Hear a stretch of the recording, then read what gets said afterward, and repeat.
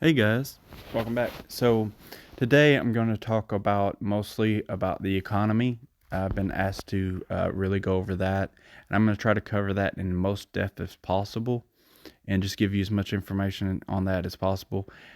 And I may bounce around, but all this information should be very, very useful for everybody using uh, trying to build their economy up and everything.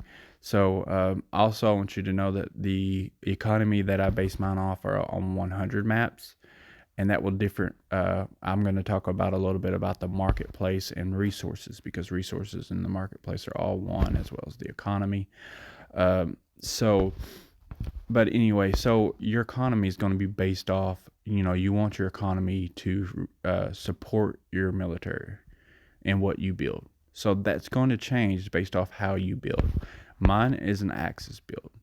Okay, so um, I have kind of given up on Allies build, as they're a little bit slower. They're more complex, generally speaking, on how I like to play Allies. So I do like Axis and their versatility and speed and such. So they're a little bit faster than Allies. So but they're also very strong. But anyway, I'm not trying to get into which doctrines are what and what they do. Feel free to check out a video that I had posted on each individual doctrine if you're interested in which doctrines are the best, or what they do. But anyway, so my build focuses on armor. Typically, medium tanks are going to be the way to go for me. Early on, you're going to go with the typical artillery and stuff. You gather all your troops together and just basically focus all your units into your attacks, right? So nobody can stop you. So anyway, so I use level 1 motorized infantry. I upgrade them later on, but usually just use them to take land and outflank troops, but mostly using medium tanks. I also start building attack bombers, level 1s, and I build 10 of them, and I immediately build 10 attack bombers and then 10 naval bombers or interceptors. The order can change depending on where you're at, and who you'll be fighting against. If I was over here and I was dealing with a bunch of Comintern, I would definitely go attack bombers over attacking bombers. But the economy, with my build, iron and oil and rare. So here's your iron, here's your oil, here's your rare. So these are your main building blocks, and of course money for building up your economy. So you go to home, construct, at Providence, and you click industry. So you can hit start, and this is level 3 here. So you can hit start, and this will show you your level previous of your resource production, level 2, which is what I'm at now, how much resource production, and then the max 5, which is 100% increase. So basically, increasing your economy is doing industry, right? It's very, very simple. Now, that increases your resources. Now, if you look at right below where it shows the airplane and the industry, your industries there, your buildings, you'll see the resource, which is rare materials, 6.3K, money, and manpower. Now, the resources always also is going to be the money and the rare material. The industry will not affect your manpower level. Also, you got to also consider the fact that I'm at 95% morale. Your morale will affect your industry. So if you do have a little bit of money, you go ahead and hit that propaganda office and increase that morale, to increase that. Now, I wouldn't generally put that in. Your economy is going to be mostly in your core areas where you get 100% of the resource, versus, as you can see, I took Sweden here. I'm only going to get 25%. So it wouldn't be worth, generally speaking, it will not be worth. And now you see it's 25% morale, but it's very low resources. But generally speaking, it won't be worth to go in there and try to hit the propaganda and put a whole bunch of that just to put more industries in there and then waste the resources. I always say pop up your core industries, your core cities, which is going to be everything that is not striped like that. See the stripes in the core that shows you that that land is not your core. Or you can see right there in the name where it says core Providence, Switzerland. So you want to pump up all the cities first in an industry. Okay. Now, let's say you're running low on food. You need food. Your build requires food, right? All right. So you would, let's say you maxed out your food core city here at 5. You're going to be like, all right, well, I need more. I need more. So you'll go down here and click your non-core city, and then at that point you would create a local industry, which if you click that, you can see that you would get, it only requires 3 levels, and it gives you a 200% boost. But also, so it's not as much, it's not going to be as expensive, but you also don't get as much money. You also don't get as much food as you would off the core city. I don't think I have a level 1 there. No, I don't. See 5.6 versus a 1.4. So a huge difference. And the morale was the same on that, so it's not like that's effective. Fortunately, that's 91%. This is 90%. This is 91%. So I think I might look back on this and see if I can. I'm going to boost, like put up a propaganda office in these cities, I think. And yeah, definitely going to do that and see if I can prop up that morale a little bit, try to get it up to 100%. Because I feel that, your 90% means, 90% morale. I feel like that's 90% of your productivity. So you can reach 100%. And that's what you want to go for. But if you can't afford it, you can't afford it. They say propaganda offices are very, very cheap. And if you look at it, they are pretty cheap. $650, $850, $300, 1.K. But like early on, you probably don't have the goods to do that. So just take that into consideration while you're building the economy and trying to balance it all up. So, but what I basically do is go iron level 3 and oil level 3, and then goods like level 4. But I was running low on resources, so I cut that back a little bit, and no food at all. I will slowly start putting these in, and it differs every single time on what the level is going to be. But usually iron and oil is going to be up there, and rare at level 1. Or, well, I put 3. No, wait, that's not rare. Here's rare. Level 1. Okay. So basically iron and oil and goods, my primary, but mostly goods because of how much they go for on the open market, which is not much now, but it will go up. And look at that food. It's already up there, but I'm at 11K. So I don't build a whole lot of the food, but that's because I don't use it. But I will sell what I have. And the only thing I have to use to make those goods is my motorized infantry at 1.2K, which is absolutely fine. I can build those. I can have those. I can not have those. It's not really that big of a deal to me. My main focus for my build is medium tanks and SP anti-air, and then back that up with the Air Force. So once it's ready. Now my build is very, very slow as far as the Air Force goes, because early on the Air Force is not very powerful at the earlier levels. So I just slowly build up my Air Force, make sure they're at level 10 or 10 of them a piece, and use them like so. I can show you in other maps, which I'm sure if you look at other videos, you can see how my Air Force goes with like 10 of each. Not stacked together, usually separated, just depends on the situation. But as far as economy goes, you just use your medium. I just use those medium tanks. Still not researched yet. A good way to do this, though, to really perfect this for yourself, and I highly recommend this, is use like European Rush for Europes and Swift Strikes and stuff like that, and do a lot of them.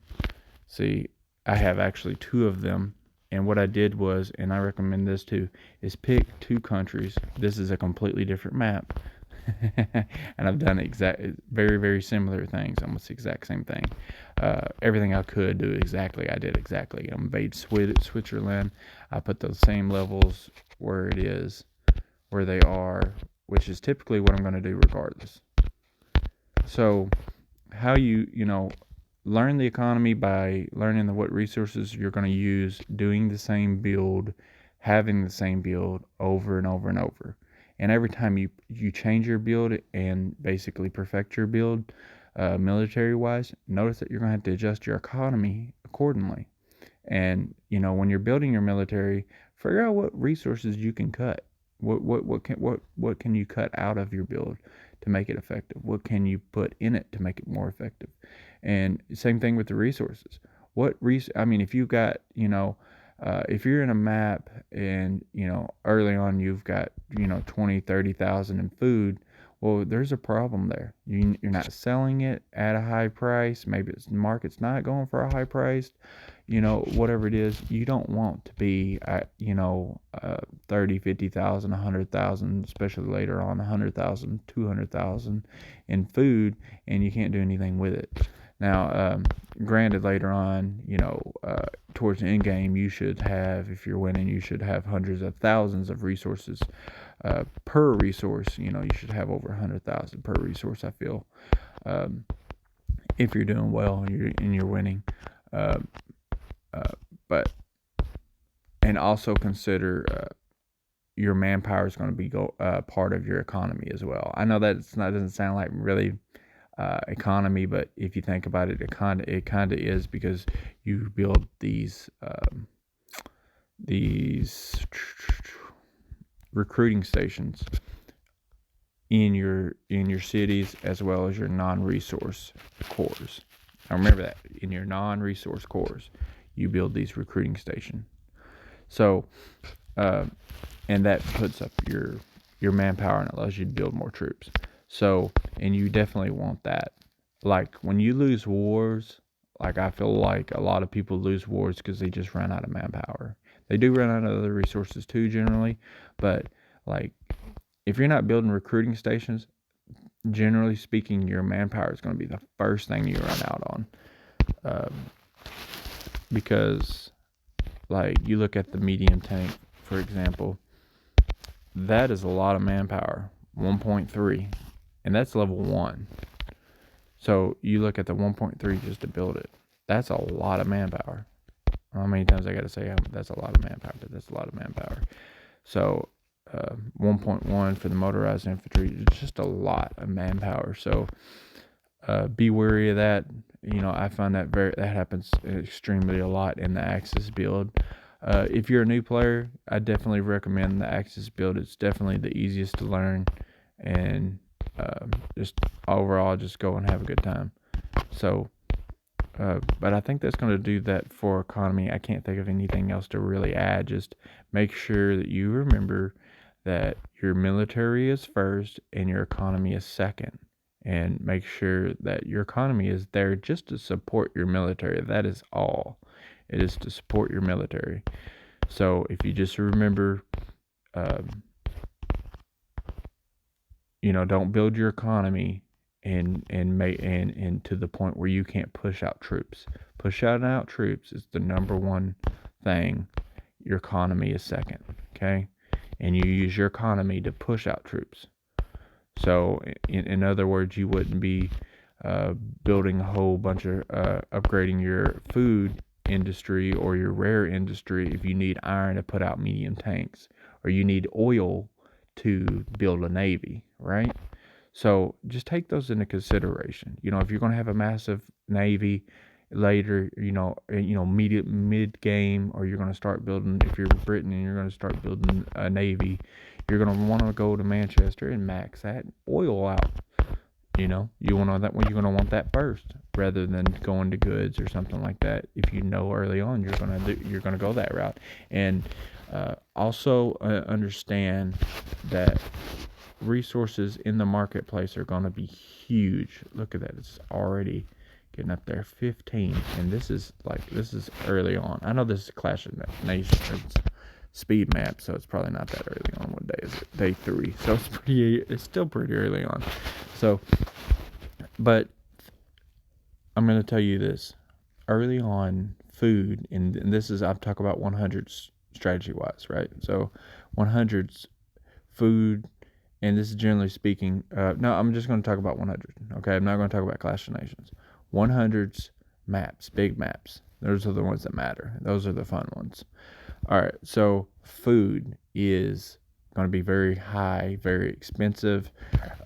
Too early to medium games, later on they're just going to fall off.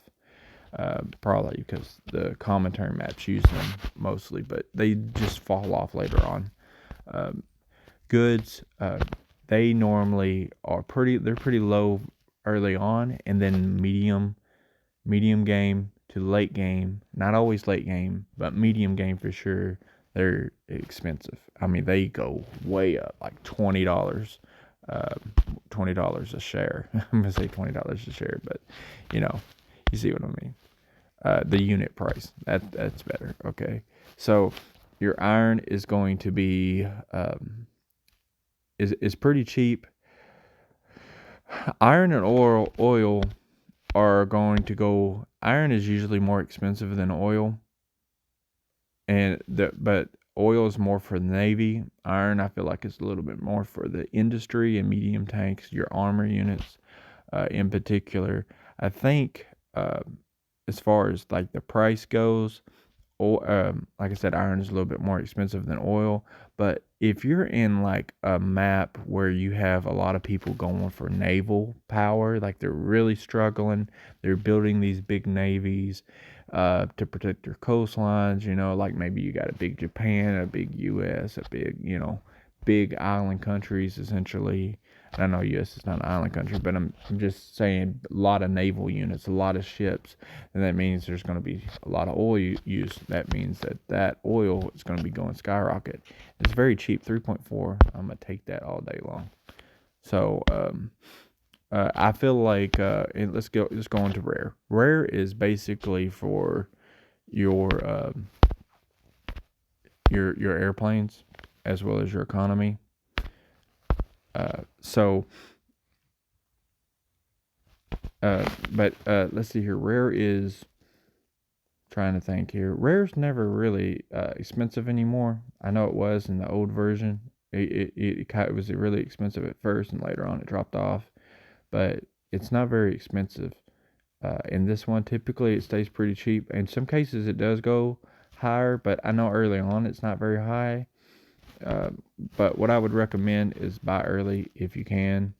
If you see it low, like I just did, any resource below 6 or at 6 units price, I will buy typically. I won't buy food, and I mean it's so expensive, it's ridiculous. So, and you look at goods, they're at 9. I'm not going to buy it. Iron, I'm not going to buy it. It's 8.8. Goods, I bought oil all the way up to 6.6. If I needed it, I would buy it at that. Rare, if I needed it, I would buy it at that. If I had it, you're just gonna have to be judgmental on the unit price and how much you're gonna pay for it. What your unit was, what resource you need was at 15 unit price. If you really needed it, you could buy it, but I mean, you need the money, that's for sure. Also, I don't really want to get into espionage, but paying for spies. If you go down here and you got spies, which I don't have spies early on, that's going to zap your money. So also take that in consideration. You had to pay for your spies. Even if you have them in idle, you will still have to pay for them. Like there's an idle, so your idle spies will cost you so and so per day. So take that in consideration as well. If you haven't seen my video on must know to play the game, essentially, Call of War video, I go over espionage and spies and how to see your opponent's troops and stuff, and just where to place spies and all that stuff. So be sure to check that video out if you're unsure how to use spies correctly. So, and it is huge. So make sure you do get spies later on as you get up in your economy, as your money starts rolling in, and you've got tons of it. So, but I highly recommend playing these Swift Strikes. You rush for Europe's and just playing like picking the same nation, and not a very popular one. You don't want to pick Germany because it's going to be hard to pick Germany, more than once because they're the most popular country to pick in the game. Um, so I went with Italy and I picked Italy in two, and that's how I do my practice runs. I just pick like, two of the same country, three of the same country, and just do the same thing over and over and over and over, and just test it and test it and test it and see how you want your economy, how you want your build. But that's going to do that for this. I hope you guys enjoyed. Make sure you like, comment, and subscribe.